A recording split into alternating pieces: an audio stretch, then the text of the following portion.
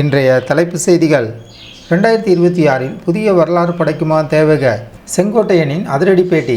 தமிழக அரசியலில் 2026 சட்டமன்ற தேர்தல் களம் இப்பொழுதே சூடுபிடிக்க தொடங்கியுள்ளது.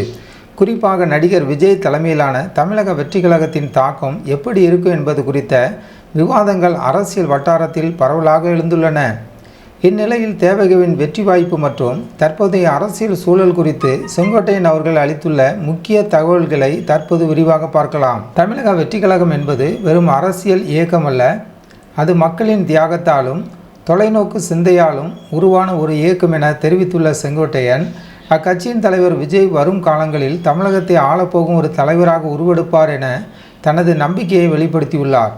2026ஆம் ஆண்டு நடைபெறவிருக்கும் சட்டமன்ற தேர்தலானது தமிழக வரலாற்றில் ஒரு மிகப்பெரிய மாற்றத்தை ஏற்படுத்தும் ஆண்டாக அமையும் என்றும், அந்த தேர்தல் வெற்றி இந்தியாவையே திரும்பி பார்க்க வைக்கும் ஒரு சாதனையாக இருக்கும் என்றும் அவர் குறிப்பிட்டுள்ளார்.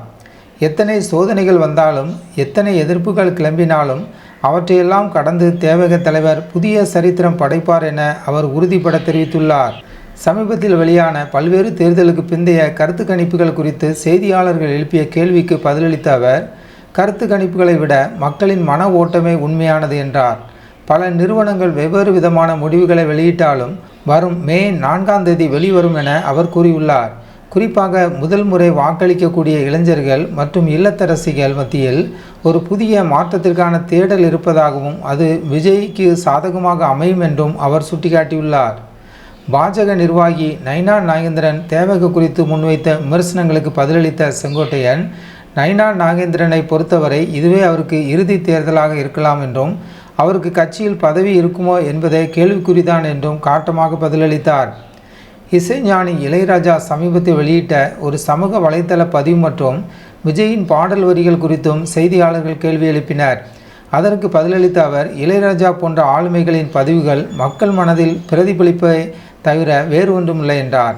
மேலும் சமூக வலைத்தளங்கள் உலவி வரும் தேவகவின் உத்தேச அமைச்சரவை பட்டியல் என்பது அதிகாரப்பூர்வமற்ற ஒன்று என்றும், அதுபோன்ற உறுதிப்படுத்தப்படாத தகவல்களுக்கு பதிலளிக்க இயலாது என்றும் அவர் தெளிவுபடுத்தினார். தேர்தல் முடிவுகளில் பெரும்பான்மை கிடைக்குமா என்ற கேள்விக்கு தேவக 150 முதல் 200 தொகுதிகள் வரை வெற்றி பெற்று தனி பெரும்பான்மையுடன் ஆட்சி அமைக்கும் என அவர் அதிரடியாக தெரிவித்தார். இளைஞர்கள் மற்றும் இளம் தலைமுறை வாக்காளர்கள் மத்தியில் தேவகவிற்கு கிடைத்து வரும் ஆதரவு ஆச்சரியத்தை அளிப்பதாக வைகோ போன்ற மூத்த தலைவர்களே பாராட்டியுள்ளதை அவர் நினைவு கூர்ந்தார்.